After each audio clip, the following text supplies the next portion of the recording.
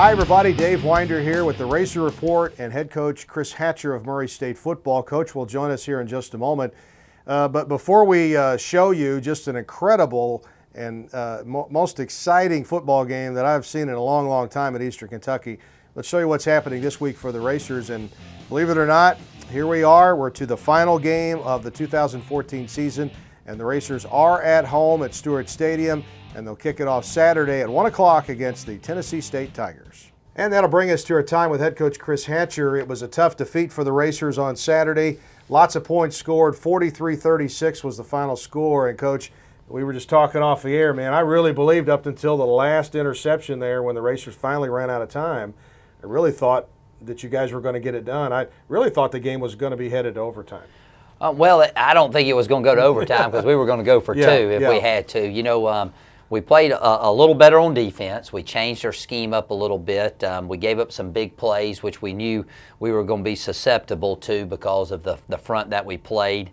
But we held our own, and then we kind of ran out of gas there late in the ball game.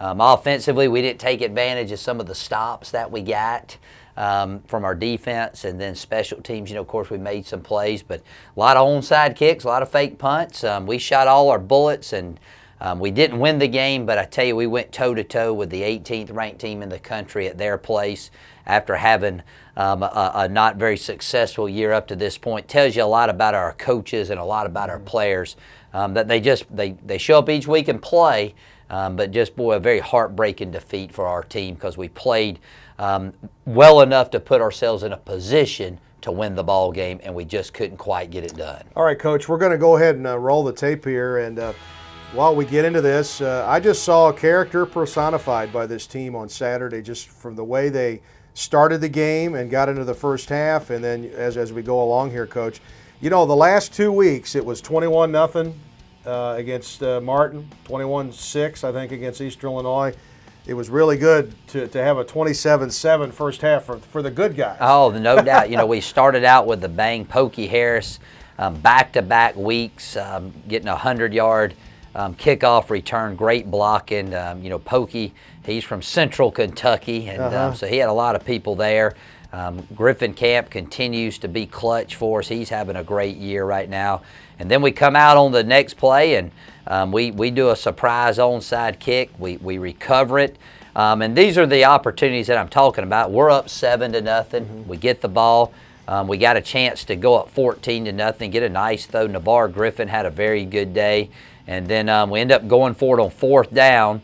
I think KD made the wrong read here. He's supposed to throw the ball on the quick post. He was supposed to throw it. Yeah, okay, and he was open. And but you know, so we give them the ball right back, and you can see we're in more of a four-man front. You know, the end of the day, they're Mobley, their running back, had a great day, but other than 4 plays, they had some tough earned yards. And here you can see we got good coverage. We forced them to kick a field goal, which is, you know, your goal, especially as porous as we've been on defense. And then Felton Collins ends up getting the block there. So we come off, we're fired up. We come right back to work. Great throw and catch from K.D. Humphrey to Jeremy Harness. And Harness had another 100-yard Yeah, he's playing really well. But so we got a chance to go up 14-0 again, but we're forced to punt, and then they come out. You know, we were going to give them the flat throws, which we did right there. And this is really one of Mobley's only really big runs on the day. He had one screen pass later on. We got out-gapped in there, but we hustled down. Darius Sanders makes the stop, and he was a load. I'm going to tell you what. And he's a good one. They run the ball as good as anybody we've played all year. Power up the middle, so we're back to square one, but we get the ball right back. A little quick pass to Janowski Davis, who had another big day. Boy, I've been really proud of our receivers. Have been playing really good. This was a phenomenal catch. The TV doesn't do it justice, but great catch by Harness, and Paul Rice here with a nice catch. But we're forced to kick a field goal, and actually we dropped a touchdown pass the play before that.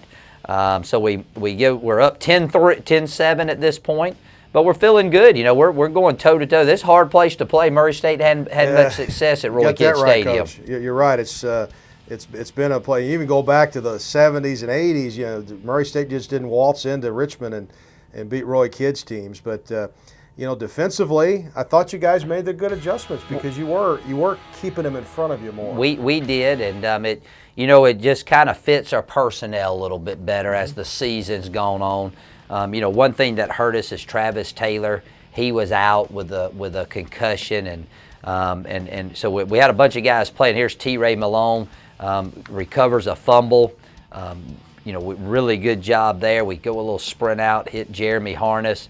But as I mentioned, we kind of ran out of gas, and what happened was a lot of guys like T-Ray having to play a lot of snaps they're not used to playing with some of the injuries we've had, and so we got a good drive going. One thing I will say is I thought we did a good job of making the most out of the turnovers our defense provided for us. This was the second quarter. You turned them over 3 times in a row, and this was the only one you didn't score on. You had to settle for a field goal from Greifenkamp.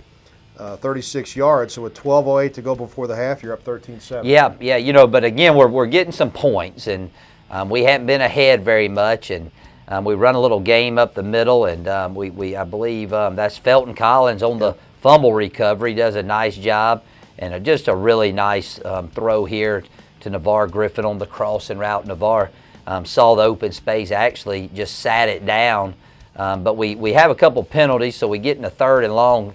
Good first down completion right there to Janowski Davis, and KD takes it in himself. And after the extra point, man, we're in control of the game, 20-7. Even though I didn't feel like we were in control of the game, but we get some great pressure on the quarterback. They come out and we force them to punt. They don't get a particularly great kickoff. It takes a Murray State bounce, so man, we got a chance to increase the lead a little bit more, and we overthrow on a 3rd down play, so we're forced to punt right back to them, Dave. And again, as good as our offense has been all season, we had some opportunities to really run away with the game early. Okay, so now EKU's got the ball. We're probably under 8 minutes, maybe halfway through the second quarter, and sometimes I try to think of how this goes. I don't guess it was 3 straight turnovers because there was a punt in here. But then there's Joey Chikoria, his first collegiate interception. And, man, he had a good game too. Yeah, he did a good job. They had actually executed a fake punt on us before that play. And the bad thing about it is we knew it was coming.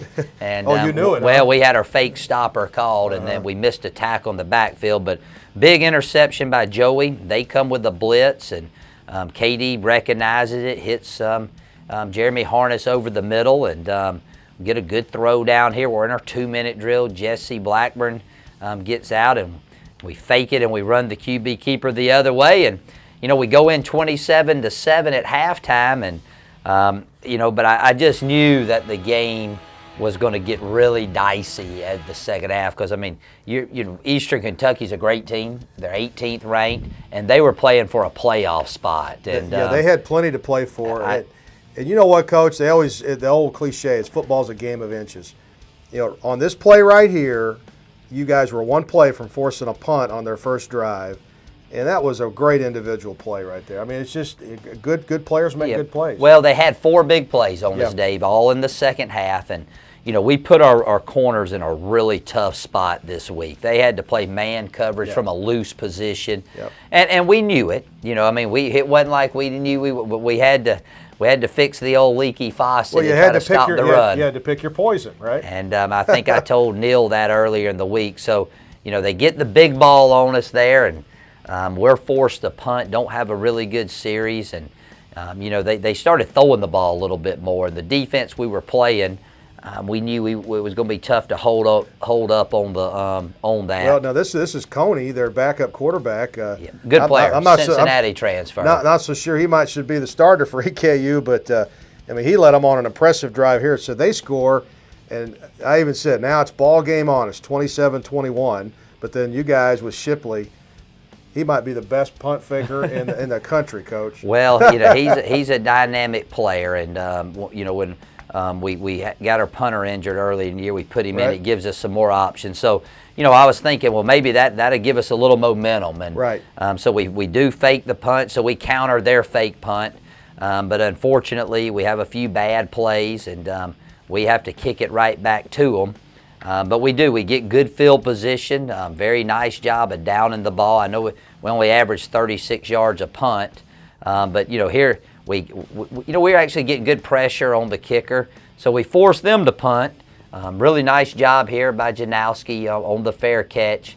So again, these are the series when you got to go do something with them, Dave. They've cut the lead. They got all the momentum.